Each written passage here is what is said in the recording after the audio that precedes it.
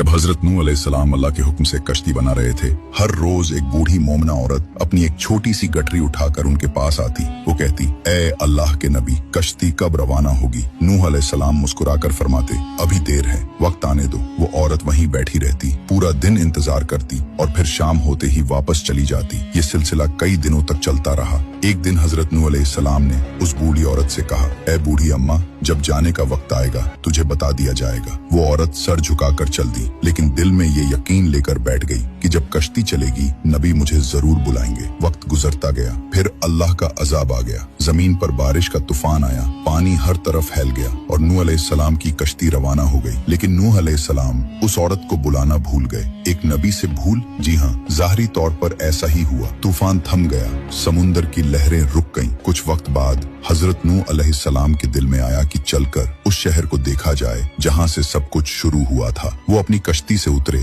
और शहर की तरफ चले। जब शहर पहुँचे तो देखा हर तरफ वीरानी थी, तबाही थी, मगर एक कोने में एक झोपड़ी से रोशनी आ रही थी। एक दिया जल रहा था। नूह अलैहिस्सलाम हैरान हुए, इतना बड़ा तूफान आया, सब कुछ डूब गया, लेकिन ये दिया कैसे जल रहा है? उन्होंने जोर से अल्लाहू अकबर की तकबीर लगाई। झोपड़ी का पर्दा उठा। वही बूढ़ी औरत गठरी उठाए बाहर आई और बड़ी मासूमियत से बोली, या नबी अल्लाह, क्या कश्ती अब तैयार है? चले। नूह अलैहिस्सलाम की आंखें हैरत से फैल गईं। उन्होंने कहा, ए बूढ़ी अम्मा, तुझे कुछ भी पता नहीं चला। बूढ़ी औरत ने सादा दिली से जवाब दिया, क्या नहीं पता चला या नबी अल्लाह? नूह अलैहिस्सलाम बोले, इतना बड़ा तूफान आया, दुनिया डूब गई, बारिशें बरसी, लोगों पर अजाब आ गया और तुझे कुछ खबर नहीं? वो औरत बड़ी सादगी से बोली, या नबी अल्लाह, एक दिन बादल कुछ गरजे थे और हल्की सी फुहार पड़ी थी बस। नूह अलैहिस्सलाम ने आसमान की तरफ देखा और कहा, ए मेरे रब, ये क्या माजरा है? तब अल्लाह ताला ने हजरत नूह अलैहिस्सलाम पर वही नाजिल फरमाई,